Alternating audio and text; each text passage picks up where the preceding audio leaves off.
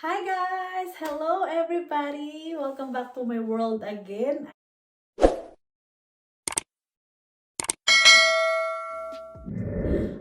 Today it's Tuesday, August 24. Para alam nyo kung kailan ko to ginawang video na to kasi hindi ko alam kung kailan ko siya i-upload. Pero I'm very excited to share this with you guys dahil meron akong na-receive na something napaka-interesting. I've been waiting for this. Actually, I waited for only 1 month and 1 day kasi may kinalaman po ito sa aking YT.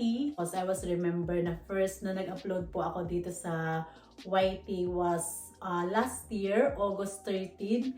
Yun talaga yung pinaka first na upload ko na actually ginawa namin yun because parang something to do lang. Dahil yung time na yun, lockdown, parang as in totally lockdown kami noon, and then kung ano-ano mga ginagawa namin sa bahay, nagti-TikTok, na as in walang labas-labas talaga. That was totally lockdown. So, parang nag-decide lang kami na makeup challenge. Parang hindi pa ako marunong mag-ano nun parang nangangapa pa ako. Kaya sa first video na yan, parang mapapansin nyo, incomplete siya sa dulo. So, parang hindi pa talaga ako ganun parang hindi pa ako ganun kasanay sa pag-upload, pag-edit or something. So, inaral ko din siya. At hindi ko ina-expect na darating ako sa point na to na namoni ako last month, July 23. And this thing na na-receive ko po ay kanina lang din. So, August 24. So, from July 23 to August 24. So, just 1 month and 1 day po.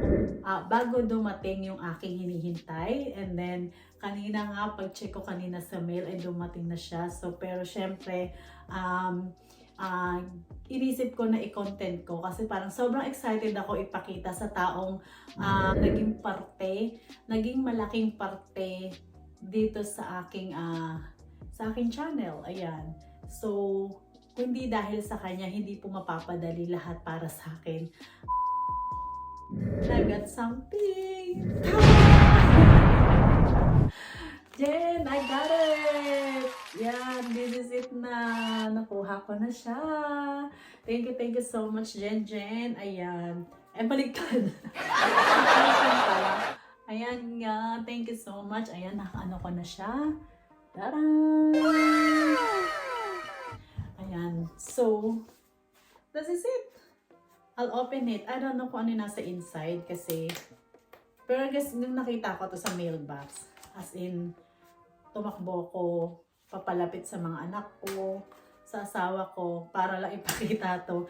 And then grabe yung tuwa sila para sa akin. So parang, alam mo yun, parang, hala, ito na, this is it, diba? Parang, hala, am I officially vlogger?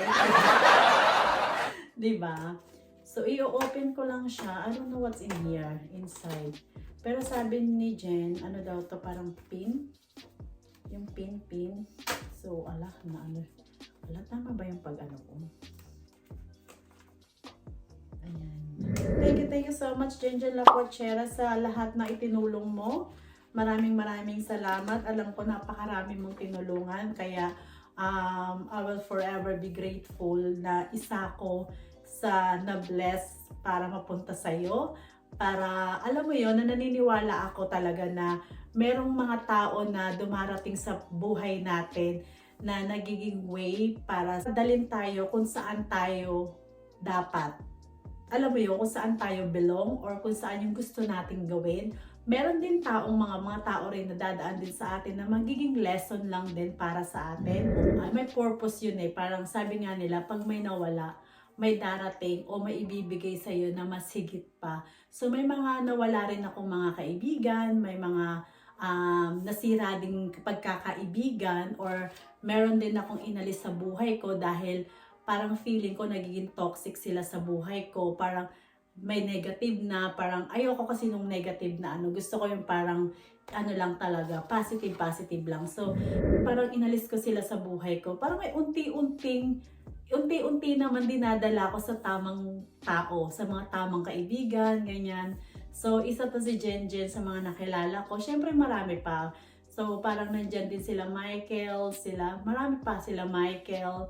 Ang dami eh. O, so far ngayon sila yung nakakausap ko ngayon. So marami pa akong nagiging kaibigan at sana tuloy-tuloy lang to at sana yung may mga sinasabi nila sa akin na ito pa lang daw, umpisa pa lang daw to ng journey ng YT ko. Marami pa raw akong makakakilala.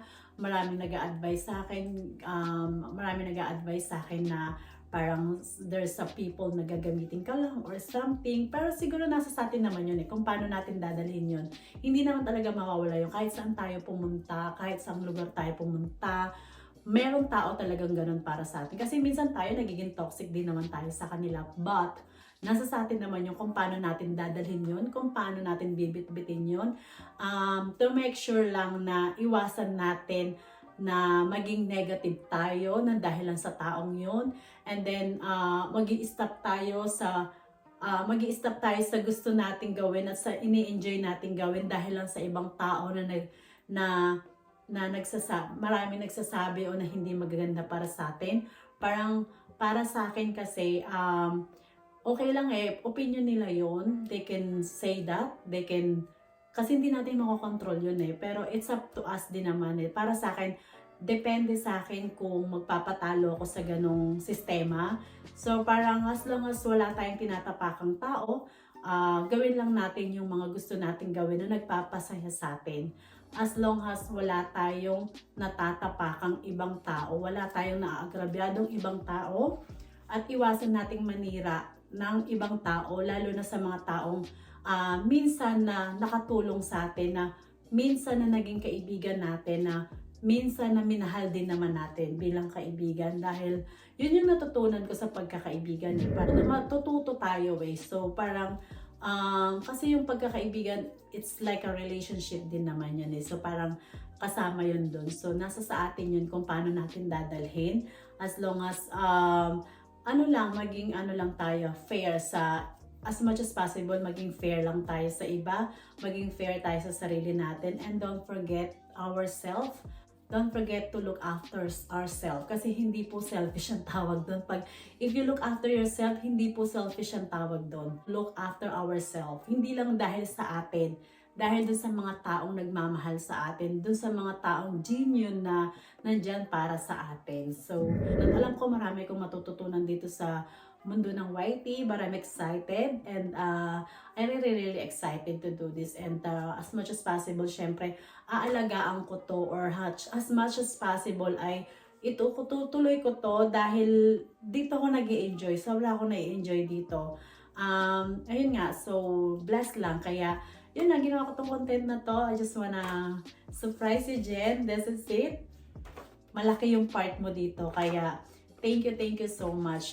Sa lahat din ng mga tumulong din sa akin. Sa sobrang madami din naman talaga kayong tumulong sa akin. Ayan, thank you so much sa mga friendship na nabubuo natin sa YT. Sana tuloy-tuloy lang at sana mas malalim pa. Hindi lang sa loob ng YT.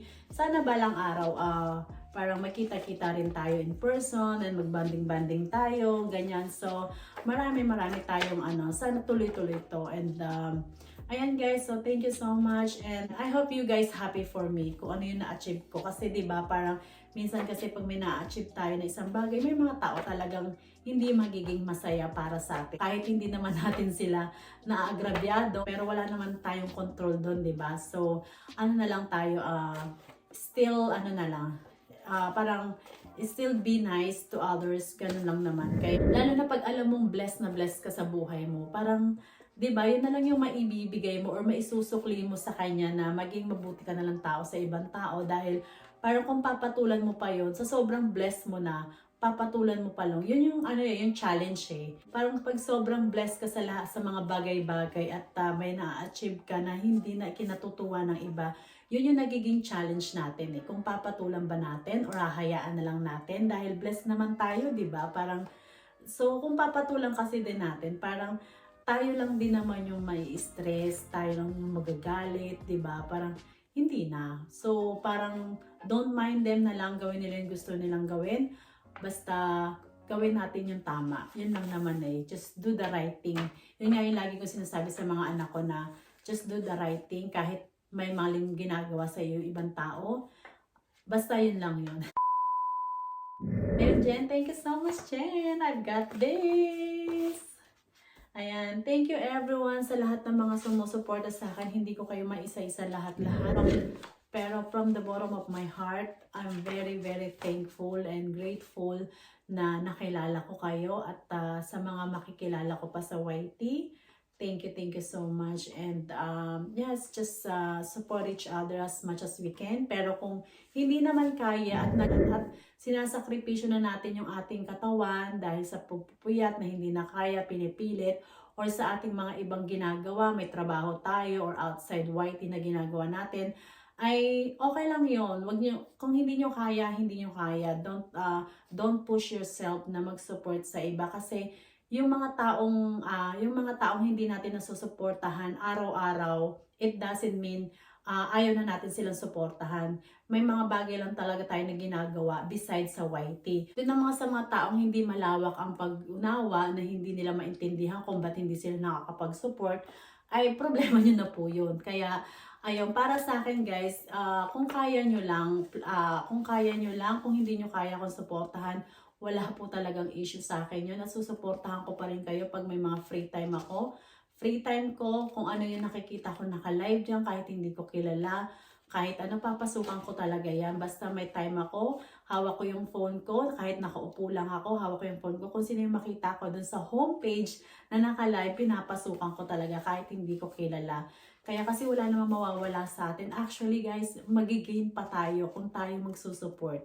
Imbis na maiinggit tayo. Kasi pag nainggit tayo at tuwaran natin, hindi natin supportahan, tayo rin yung magdadala nun. So, just do the right thing and it's really nice to be nice, guys. Yun.